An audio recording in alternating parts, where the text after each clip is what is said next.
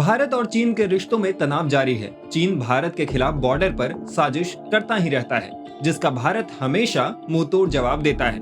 PM Modi से लेकर विदेश मंत्री एस जयशंकर तक चीन को लेकर भारत हमेशा सख्त बयान देता रहा है। जहां तक बात विदेश मंत्री एस जयशंकर की है, तो वो चीन के खिलाफ बोलने से कभी नहीं हिचकिचाते हैं। चीन को लेकर भारत के सख्त रुख को वो अक्सर अंतर्राष्ट्रीय मंचों पर जाहिर करते रहते हैं। एस जयशंकर ने एक बार फिर से बिना चीन का नाम लिए उस पर दो टूक हमला बोला है। चीन का बिना नाम लिए जयशंकर ने कहा है कि जब कोई देश कानूनी दायित्वों की अवहेलना या लंबे समय से चले आ रहे समझौतों का उल्लंघन करता है तो भरोसे को भारी नुकसान पहुंचता है। इस जयशंकर का ये बयान कहीं न कहीं चीन पर सीधा निशाना है।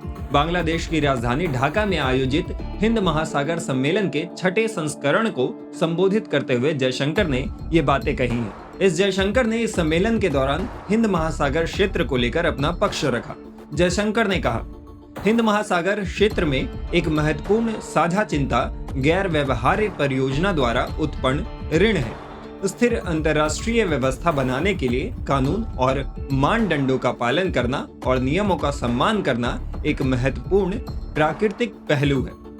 इस दौरान जयशंकर ने चीन द्वारा भारत के साथ सीमा समझौते के उल्लंघन के स्पष्ट संदर्भ को लेकर भी बयान दिया।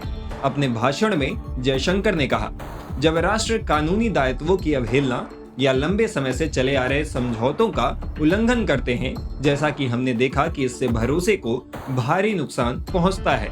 इसके लिए ये आवश्यक है कि हम सभी अपने हितों के सामरिक दृष्टिकोण को बजाय अपने सहयोग के मद्देनजर दीर्घकालिक दृष्टिकोण अपनाएं। जयशंकर ने चीन पर परोक्ष रूप से हमला बोलते हुए चीन की नीति पर भी सवाल उठाए।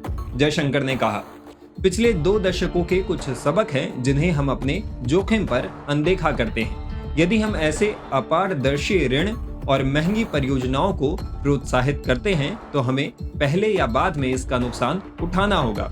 देशों को संप्रभुता और क्षेत्रीय अखंडता का सम्मान करने की आवश्यकता है। चीन को लेकर भारत अपना विरोध जताता रहा है। भारत पूर्वी लद्दाख में एलएसी पर चीन द्वारा बड़ी संख्या में सैनिकों की तैनाती और उसके आक्रामक व्यवहार की आलोचना करता रहा है, जो सीमा संबंधी समझौते का उल्लंघन है। वहीं भारत चीन पाकिस्तान आर्थिक गलियारे यानी सीपीईसी का भी विरोध करता रहा है, क्योंकि ये पीओके से होकर गुजरता है, जिससे चीन को पाकिस्तान के बलूचिस्तान प्रांत में ग्वादर बंदरगाह के माध्यम से अरब सागर तक पहुंच मिलती है।